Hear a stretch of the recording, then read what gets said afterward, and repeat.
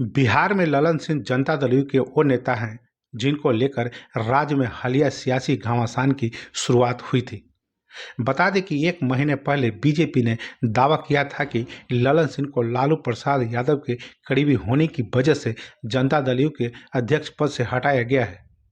ललन सिंह ने 29 दिसंबर 2023 को जनता दल यूनाइटेड के अध्यक्ष पद से इस्तीफा दे दिया था। जनता दल की तरफ से दावा किया गया कि ललन सिंह अपनी मुंगेर लोकसभा सीट पर ध्यान देना चाहते हैं, इसलिए उन्हें अध्यक्ष पद को खुद को छोड़ा है। दिल्ली में हुई जिस बैठक में ललन सिंह ने इस्तीफा दिया था, उनके एक महीने के अंदर ही जनता दल यू बीजेपी के साथ चली गई। सहयोगी दल बदलते ही अब ललन सिंह का निशाना भी बदल गया। अब ललन सिंह कांग्रेस पर हमलावर हैं। उन्होंने बिहार में जातिगत सर्वे मुद्दे पर कांग्रेस नेता राहुल गांधी पर तीखे शब्दों में हमला बोला है। विरोधी दलों और नेताओं पर हमला बोलने में ललन सिंह पहले भी ऐसे ही तेवर में दिखे हैं। फिर भी ललन सिंह को लेकर बिहार की सियासत में ऐसी अटकलें लगाई जा रही है कि वो अपना पाला बदल कर जनता दल यू से अलग हो सकते हैं। तो आइए जानते हैं इसमें कितनी सच्चाई है। तो सबसे पहले नमस्कार, आप देख रहे हैं न्यूजीरा और मैं आपके साथ विपिन। बता दें कि नीतीश के बेहद करीबी माने जाने वाले ललन सिंह ऐसा पहले भी कर चुके हैं। ललन सिंह के अलग होने की संभावना के सवाल पर जनता दल यू विधायक गोपाल मंडल का कहना है कि ललन बाबू को आरजेडी कभी पसंद नहीं करेगी। आरजेडी में कहाँ जाएंगे कोई पूछेगा, और अगर ललन बाबू चले जाएंगे तो कुछ बिगड़ जाएगा। गोपाल मंडल के बयान में भी ललन सिंह को लेकर इसे की कमी नजर आती है, जो इशारा करते हैं कि जनता दल यू में ललन सिंह को लेकर हालात समान नहीं है। दरअसल इस तरह की अटकलों के पीछे ललन सिंह का हाल के समय में केंद्र सरकार पर की गई तीखी टिप्पणी है। कुछ लोग यह मानते हैं कि जनता दल यू का बीजेपी के साथ होने से ललन सिंह असहज हो सकते हैं। गुरुवार को पेश हुए अंतरिम बजट पर भी ललन सिंह ने एनडीए के कई नेताओं से अलग अलग इस बजट को मिला जुला कर ठीक ठाक बजट कहा है, यानी उनकी प्रतिक्रिया काफ़ी ठंडी नजर आई।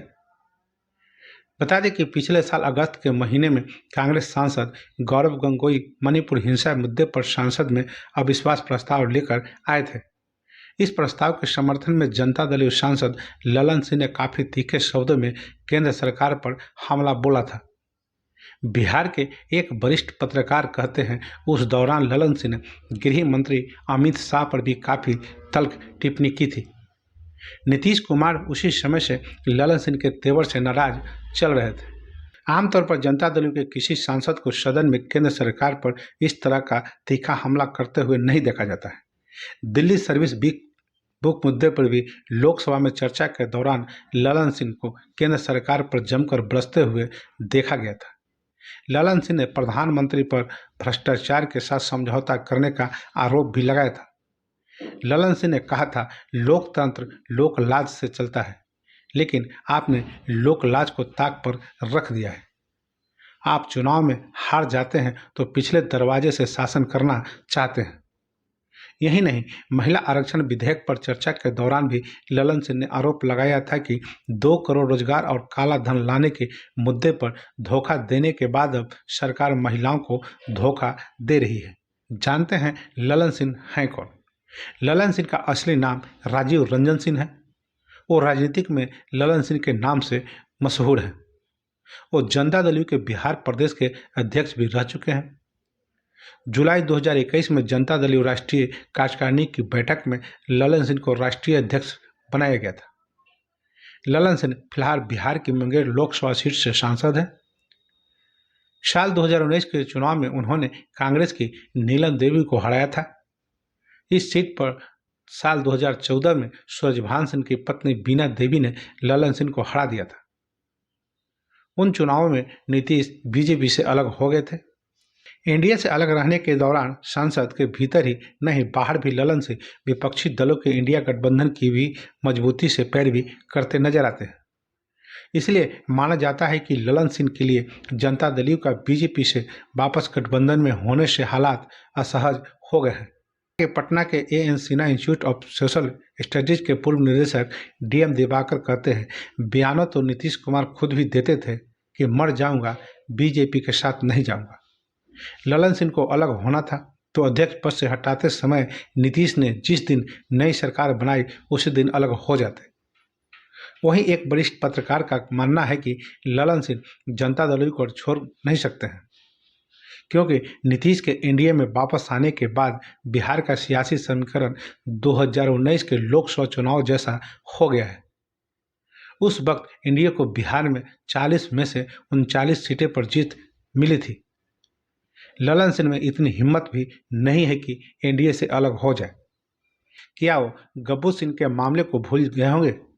पिछले साल ही अक्टूबर के महीने में ललन सिंह के करीबी ठेकेदार गब्बू सिंह के ठिकानों पर आयकर विभाग ने छापेमारी की थी। लालू प्रसाद यादव, नीतीश कुमार और सुशील मोदी की तरह ललन सिंह भी जेपी के छात्र आंदोलन से जुड़े हुए थे। साल 1970 के दशक में केंद्र की इंदिरा गांधी सरकार के खिलाफ जयप्रकाश नारायण ने संपूर्ण क्रांति नारा दिया था। इस आंदोलन के बाद बिहार में कर्पूरी ठाकुर दूसरी बार मुख्यमंत्री बने थे। उस समय ललन सिंह उनके करीबी माने जाते थे। इस दौरान ललन सिंह की नज़दीकी नीतीश कुमार और लालू प्रसाद यादव जैसे नेताओं से भी हुई। बाद में ललन सिंह नीतीश के करीब आ गए और उनके साथ ही रहे। जनता दल में टूट और जनता दल बनने के दौरान भी ललन सिंह नीतीश के साथ ही थे। हालांकि साल 2009-10 में ललन सिंह और नीतीश कुमार के बीच दूरी भी बढ़ी और ललन सिंह पार्टी से दूर हो गए। इस दौरान नीतीश कुमार के खिलाफ ललन सिंह का बयान सोशल मीडिया पर आज भी शेयर किया जाता है, जिसमें ललन सिंह ने नीतीश कुमार के पेट में दांत होने की बात कही थी। एनडीए के कुनबे में बीजेपी और जनता दल के अलावा उपेंद्र कुशवाहा की आरएलजेडी, एलजेपी के दो और धड़े जीतन मांझी की पार्टी हम भी शामिल है। ऐसे में एनडीए में सीटों की साझेदारी नए समीकरण के आधार पर होगी और इसमें कुछ दलों अपनी सीटें छोड़नी भी पड़ सकती है। वरिष्ठ पत्रकार के मुताबिक उस दौरान ललन सिंह कांग्रेस के लिए प्रचार भी कर रहे थे और माना जा रहा था कि वो कांग्रेस में शामिल हो सकते हैं। हालांकि ऐसा नहीं हुआ और 2013 में वो पार्टी में वापस आए और सक्रिय हो गए। अगस्त 2022 में बिहार में नीतीश और लालू के साथ आने के पीछे भी ललन सिंह की बड़ी भूमिका मानी जाती थी। उसी समय बिहार में दूसरी बार महागठबंधन की सरकार बनी थी, जिसमें कांग्रेस और वाम दल भी शामिल हुए थे। ललन सिंह एक भूमिहार बिरादरी से आते हैं। माना जाता है कि भूमिहारों को बड़ा वोट बैंक बीजेपी और जनता दल के साथ है। बीजेपी ने जिन दो लोगों को बिहार का उप मुख्यमंत्री बनवाया है, इसमें एक उप मुख्यमंत्री विजय कुमार सिन्हा है, जो भूमिहार बिरादरी से आते हैं। यानी बीजेपी भूमिहार वोटरों को रिझाती नजर आती है।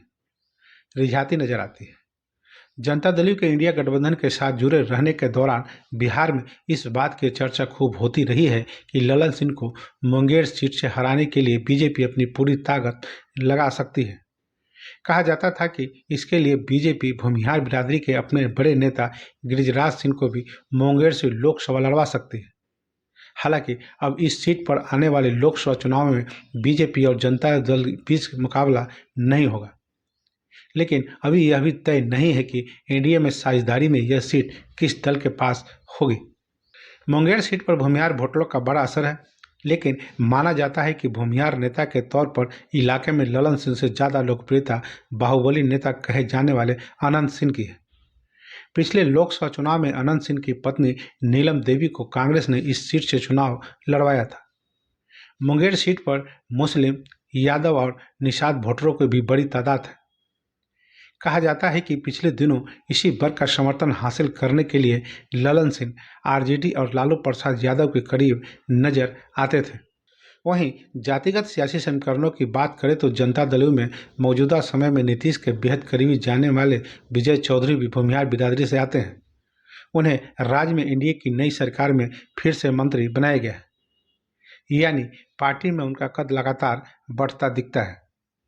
ऐसे में क्या जनता दल यू और एनडीए में अपने भविष्य को लेकर ललन सिंह को कोई संदेह हो सकता है? वहीं एक विशेषज्ञ कहते हैं, नई समीकरण में बिहार में भूमिहार वोट नीतीश और एनडीए के साथ होगा। ललन सिंह को इसका फायदा हो सकता है, लेकिन नुकसान यह होगा कि सेक्युलर वोट और मुस्लिम वोट नीतीश से दूर चले गए। बिहार में एनडीए के खेमे में फिलहाल सीटों की साझेदारी को लेकर कोई फैसला सामने नहीं आया है। हालांकि राज्य की सियासत में कई ऐसे छोटे खिलाड़ी हैं जिनकी सीटों की दावेदारी बड़ी है। ऐसे में सीट बंटवारे पर ललन सिंह की भी नज़र होगी और चिराग पासवान और उपेंद्र कुशवाहा जैसे छोटे छत्रपतियों की भी। तो बस अभी के लिए इतना ही। तो हमें आज्ञा दीजिए। नमस्कार।